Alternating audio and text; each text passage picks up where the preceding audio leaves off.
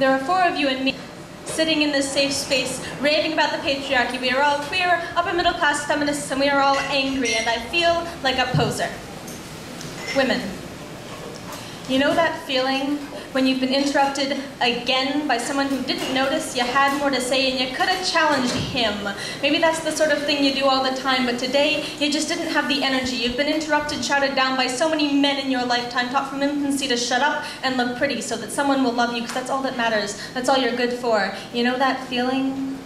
The numbness that spreads across your face and into your mouth, oozing down your throat, infiltrating your stomach as he keeps talking. Have you been there? Because I haven't. Abby, the lucky one. Abby, the ally. I learned to communicate in Brooklyn, New York, where conversations are not like chess games with carefully planned turn-taking and patient waiting. I learned to communicate like dancing. Conversations are constant tug and tumble of concepts with origins unknown. There are no turns. At my Thanksgiving table, we all talk constantly. Building conversations in 2-part, 3-part, 4-part harmony. No one ever told me to shut up. I wasn't taught to be pretty and polite. I was taught to be honest and messy and loud. Nobody interrupts me. They couldn't possibly. It wouldn't work. I just keep going. I don't notice. Just like I don't notice when people objectify me. No man has ever made me feel like a thing. But see, I've met plenty of women boobs first, and I can't tell you how many times in this conversation I've had to say, I'm sorry, what were you saying? I'm sorry, I didn't mean to. Please, no, please, continue. Because your words are rare, precious gifts dropped timidly to the floor. They bounce up to meet me, and I strain to reach them before they fade under the fluorescent lighting of the system that has silenced you. I don't know what you've been through. I couldn't possibly. I wasn't there. And that makes me less of a woman.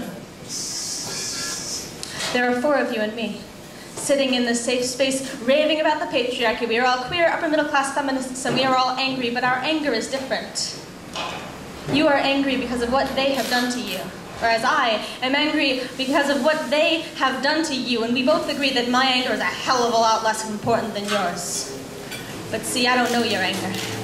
I couldn't possibly. I wasn't there. I don't know what you've been through, don't know what he did to you, but I do know what it's done to you. My sisters, my lovers, I have felt it through my aching fingers and my aching bones, through my heaving chest and my pulsing blood, and your heaving chest as you sob into our naked bodies cracked open against my collarbone, my fingers still inside you. I stand before you, pinned beneath you, more of a man than I ever thought was possible, and I am angry. More angry than I can communicate. You know that space where love and fear and compassion overlap? It's called respect. I will never be able to undo what this system has done. I'll probably never even figure out how to stop perpetuating it. All I can do is try and fight and be angry. That's what ally means.